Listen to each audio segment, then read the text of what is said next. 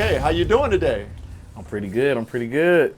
I want to thank you so much for taking time out of your very busy schedule to sit with me. Excited to talk to you. Hey man, I'm honored. I am honored, brother. Thank you for having me. Won't you tell me your name and the name of your business? My name is Keith Dubose. The name of my business is ColoPrstarprints. ColoPrstarprints. So you have an amazing setup here. I mean, very professional. I mean, Thank you, brother. I mean, industry gear. Tell me what inspired you to get into the whole printing business? I understand it is a very competitive market. Okay, the way I look at it is, I have another business, a film business, and I've been doing that for forever. And I'm like, I want to remain an entrepreneur. Like, I want to never have to go and get a job or anything like that. And I used to work at a print company, and I was doing 12-hour shifts. And it was called Shutterfly, and we did like business cards, stuff like that. And I would say what really inspired me from there was when I went to work at the package department. And I'm talking about the flow of those packages was insane, like to the point where we had to break up jams and stuff like that. And it's like a light bulb went off, like, how much money are y'all making up in here? You know, so I just need a piece of it. I just need a little chunk. And I'm real creative. I like fashion and stuff like that. And I was like, heck, maybe I can get into the apparel printing business. And one more thing, like I always ask people this, and when they ask me this question, like, how long have you been wearing shirts? Your whole life, you're gonna wear shirts your whole life. Your kids gonna wear shirts. So I look at it like this is a business that is gonna always be around. I can always, serve people within this business.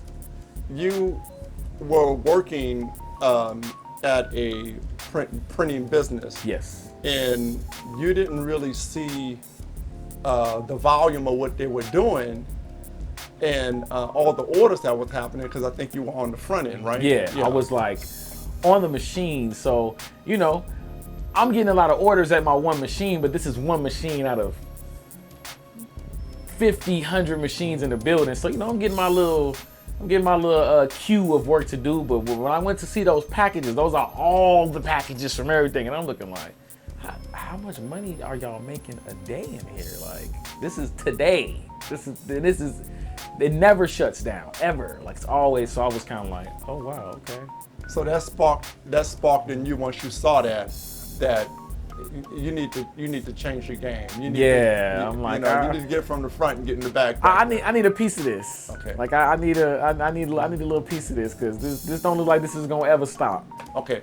Now, when you decided to do that, obviously you didn't run out and get a building and purchase all the equipment and everything. What was the process like for you getting the knowledge to do it yourself and stepping into the part where you started soliciting for orders? Man, when they talk about the rabbit hole, I really went down the rabbit hole on that one. So I just started studying the apparel business, and it was DTG at that time, which is called direct to garment printing. And I just started at the top in America, like, okay, how much are these machines? Okay, 50,000, 20,000, 30,000. And I'm like, okay. At that time, that wasn't in my budget. That wasn't in my budget at all. You ain't have a cool 50,000. I ain't have a cool 50 to just talk. You know what? I feel like getting the print business, so I'm like, yeah, this ain't gonna work. So I would say I studied the business for like 5 years, man. Kind of unintentionally. I didn't mean to study it that long. I was just so obsessed with it. I just kept digging deeper and deeper and deeper and getting closer to the original source of like, where do these machines come from? Who manufactures them? Like, where are the origins? Whatnot. So I just kept going down the rabbit hole, man, and start realizing like a lot of the origins of these machines and the people that build them are in China, Vietnam, stuff like that, like overseas. So, man, I'm talking about, I was so obsessed, man. I was on because you really couldn't find a lot of YouTube videos, YouTube University. you couldn't find a lot of YouTube videos that really showed you how to print and the process and stuff like that. Was all like Indonesian and Vietnamese and China based. Because is that because they're doing most of the world's printing around Yes. And Yes. so there's a community and a network there of those people who actually deal with the machines and fix them, Yeah. give you tips and tricks. But when I went on a lot of the videos, it's funny because a lot of that has changed now. They have plenty of those videos in English now. And but back then, years and years ago, like it was all Chinese or all Vietnamese or whatever. So I'm on there like scratching my head, like I don't know what they're talking about, but I can visually see it. So I took it a step further. I started going into the YouTube comments and translating like questions and answers, and that's how I started building my base of knowledge, you know, within the DTG business. And yeah, man. So it just, when you mentioned earlier that the machines cost very cost prohibitive. yes, For the average person, right? Is that because there are middlemen who are, you know, doing a big markup yes, to sell to like the U.S. market because they're made in China and they're mostly used in China, right? Yes. Or, you know, Asian countries, right, where the cost is lower for them to operate. yes. Talk about that a little bit. So that was, I found that out in my journey, you know, going down the rabbit hole. Like I started at the American machines that's probably down the street somewhere, all the way to the depths of like the cheapest machines you could find, because I learned that it's a technology. It's not even necessarily the machines. It's literally just a technology. Like this is how it's done. You can do this with this printer or this printer or this printer. And that's when I did learn that, like, okay, people or companies from America rather are just getting these machines and marking them up or putting their stamps or logos in them, or getting them directly made from over there, overseas, and putting their markup on them. Because, you know, I mean, I get it as to some degree, because it comes with that that support, you know, that local support that you can get to help you with your machines and stuff like that. But yeah, I just went a different route. I went straight to the source and got a way better deal, like on my first machine. That kind of got me in the game. And that just taught me so much leading up to now, because I started there and like I just know the technology now, and I became a technician actually. Like that's why I love my machines. Like I can fix them. They break down, I pop that hood and I get to work. All right. You know. So we talked about your humble beginnings and how you had to, you know, find larger space because of how you were operating. I don't want to give it away. I want you to tell the story about how you first started and what your setup was. Okay, so I started in my apartment, and I didn't even have my closet. Wasn't even a closet. It was my business space. So I had my first printer in that closet, and man, tiny space. And it started with just my printer and a heat press. So like I'm in my room, my closet, my printer's in my closet, and my heat press is next to my bed. And man, thank God, my business, it just kept growing and growing and growing. So you're filling orders at this point. Yeah. I mean, you're operating. You're making designs, and you're filling orders, and you're doing it all out of one room. Yes. And you start to outgrow the room because you get more equipment, right? My room went from a room to a luxury business space real quick. So funny story, like this clothing rack right behind me, which you probably can't tell the size of it, it's huge, goes all the way up to the ceiling. Like I end up getting this during the pandemic, and I put this in my room because I got tired of constantly going to the store to get shirts, which was a good thing because I was having so many orders. I'm like, yo, every single time I get an order, I gotta go run out, and so I'm like, let me bring the store to me. So boom, it was a point where you walk in my room, I got my business desk in the corner, my whole entire closet is a print room. I got a heat press to the left of my bed, and this is to the right of my bed. Like it wasn't even a bedroom at that point. The bed seemed out of place at that point. It was just like, I might need to get this bed up out of here.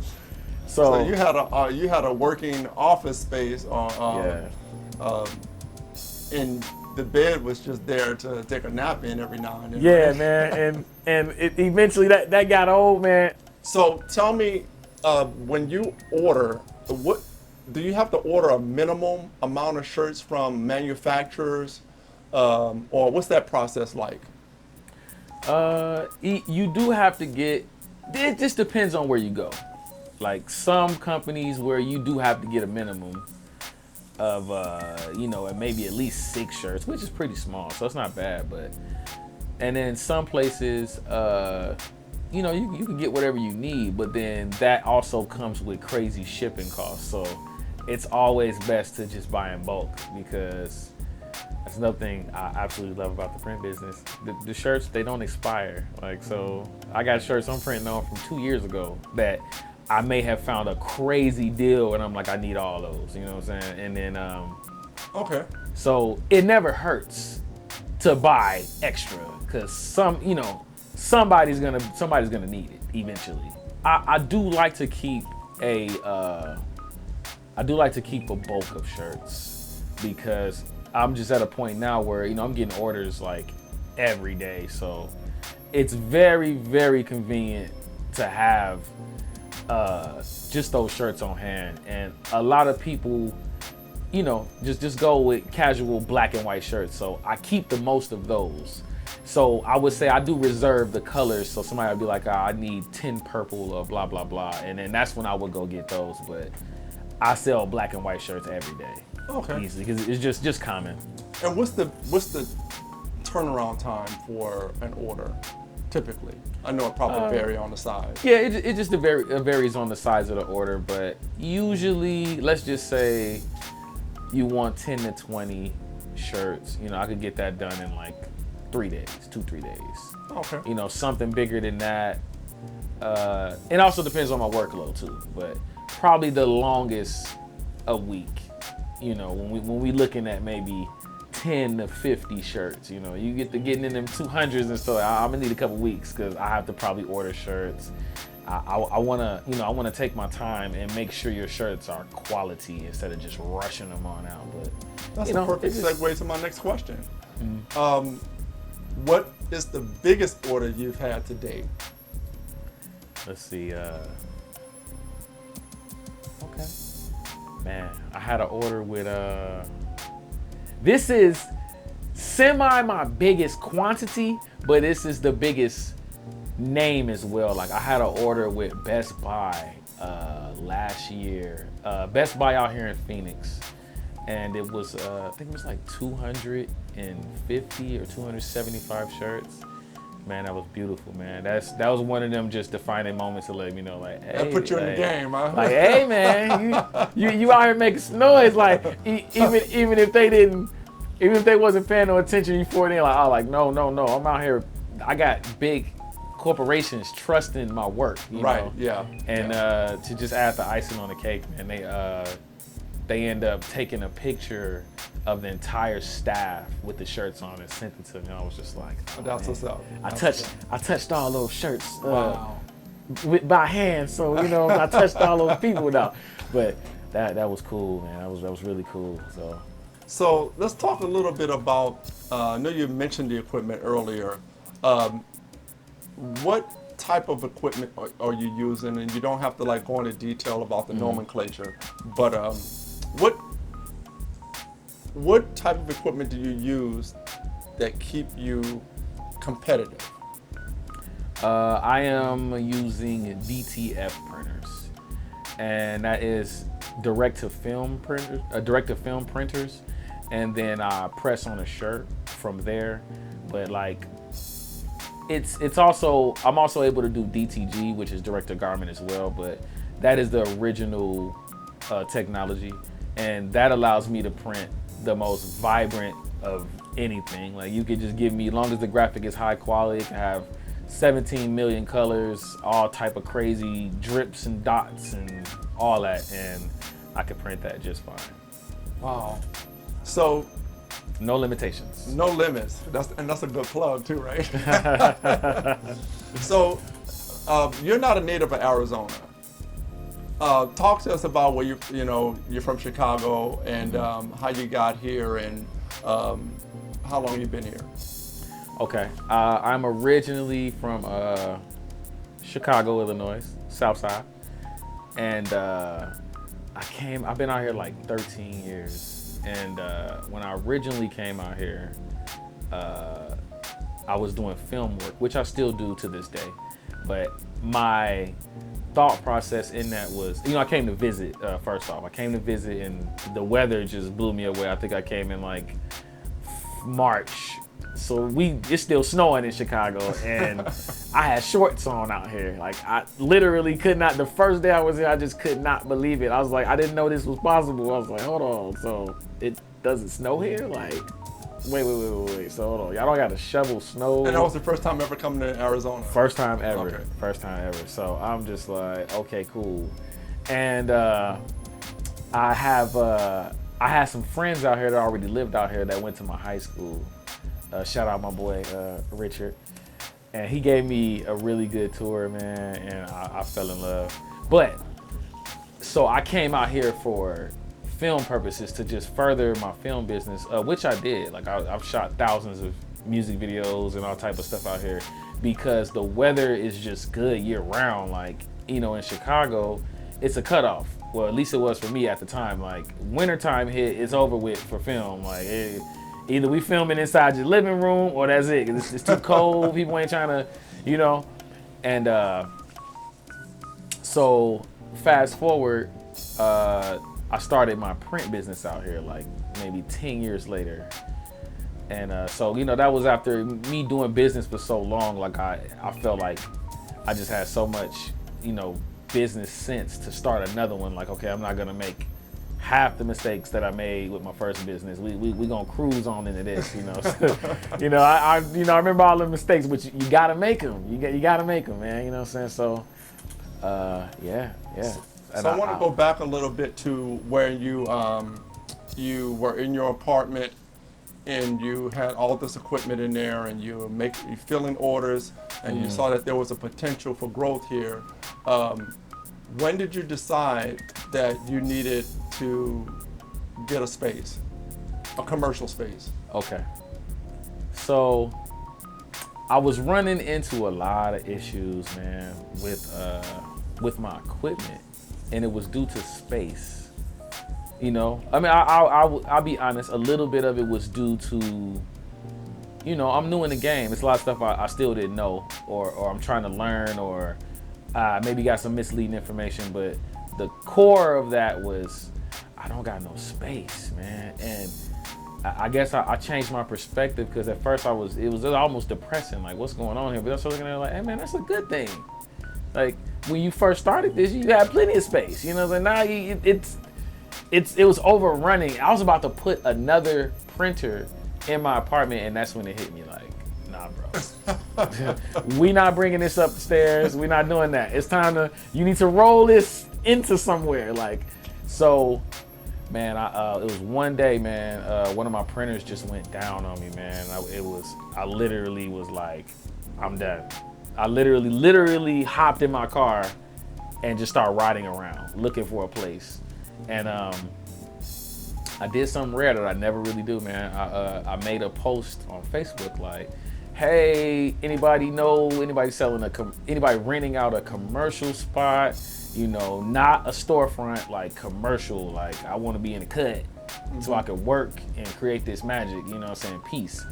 So one person answered, man. Shout out D Brown. I still appreciate you to this day. She introduced me to my now friend Mike, and he had the unit that I was in, and he gave me a tour and everything, and oh man, I fell in love, man. I didn't have crazy high expectations. I was just happy there wasn't no holes in the walls. You know what I'm saying? Yeah, because you got the spot, but it wasn't this beautiful thing that you put together now. It was terrible. Talk to us about that. And that's probably why they gave it to me so cheap. It was like, hey man, go ahead, take it, man. So I'm talking about floors was ugly, pure concrete. The walls was 2-3 different colors. The lights was old. I literally became a renovator. You did an amazing job too. It was amazing. You have a lot of space here, different rooms with different equipment in it and different workspaces. Thank you. I can't imagine it looking anything different than what you said it did. I'm gonna show you a video. I'm gonna send you a video. It's gonna blow your mind. So I definitely went to YouTube University once again. Learned how to use a paint sprayer. Learned how to epoxy floors. Learned a little bit of electrician work. So I didn't shock and kill myself because I've never done any of that. I never had no reason or need to. So yeah, changed out all the lights, painted every single wall, top to bottom, and epoxied the floor. And we 2.5 years in, everything holding up, real nice. So how did that affect the operation of your shirt business? You had to pause and get this place to where you wanted to be, to put the equipment in and to start working. How did that affect your workflow? Yeah, man, this might sound crazy, but I did all that in 1 week, 7 days.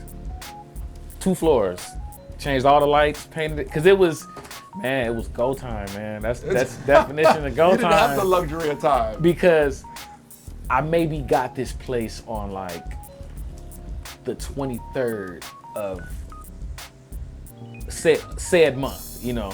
So they was like, look, man, we gonna give you the keys now so you can handle your business, but we gonna charge you on the 1st. Okay. So I'm like, maybe I had 10 days. Let me get that wrong. Like, so 7 to 10 days, man, go time. So you just got hot with it and got. So, but I let my customers know, because I still was having customers, so I let them know. And the beautiful thing about social media, I was able to broadcast everything I was doing. So they actually literally saw me building it, saw me sanding, and so I'm in here with the paint protection suit on. And then so about 7 to 10 days, man. So they were like, okay, my shirts are good. Yeah. The brothers in there trying to get it together. We gonna be right back. but trust me, we expanded. This is expansion time. So yeah. Where do you see ColoStar going from here? Where would you like to see yourself in the next 5 years? The next 5 years, we branch off for sure. Like, I want to put this company in couple different states. I want to get a couple more locations. I want another very big main location. I still want to keep this location, and definitely employees. You know, so I feel like So right now you're a one-man operation? I'm a one-man operation. I do get help from time to time when I need it, you know what I'm saying, which is really good, you know what I'm saying, but for the most part, it's just me, and that's cool, but that is not what I plan on keeping. That's not how I plan on keeping it. I just really wanted to work out the kinks. Mm-hmm. You know, I had to work out the kinks, and at this point now, I know exactly what machines I want to have. I know what I need to make the job easier for my employees when I get employees. I know how to, you know, the exact setup to, duplicate. You know, I could take this little setup and put this here in the mall, or I could put this over here, or we can get 20 of these, and, you know, so yeah.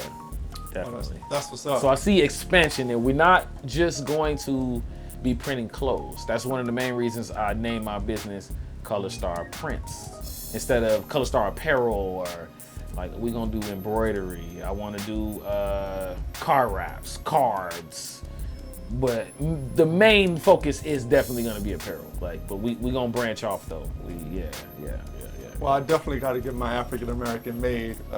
Yes, sir. Shirts. That's on the house, man. What? You heard it here, man. So I appreciate this Wait, hold on. We're going to do a live on that one. Yeah. He said, that's a verbal contract. I got you, brother. He said, I appreciate this, you know what I'm saying? So, thank you so much for that. I definitely need to up my game on that. Man, you have such an amazing business, and your tenacity and your drive is amazing. I hope that you make this thing as big as you want it. I mean, you got it out the mud. Out the mud. That's what I say. I can identify a little bit with your story because learning and getting the education of the equipment that you're working with, you know, and not having to get it through formal, ways. It can be rough, and you make this big investment. The stuff is not cheap, you know. So once you get it and it's sitting in the corner, it's kind of like, I gotta put you to work. Right, like hold on, I need my money. Yeah, it's not sitting there for bragging rights, you know. It's like, oh yeah, no, you gotta put this to work. Right, I need my residuals back. So it's definitely an investment. So for people that that would want to get into this kind of business, what would you suggest? What kind of advice would you have for them to even think about doing something like this? Man, study this, man. Don't just jump into it.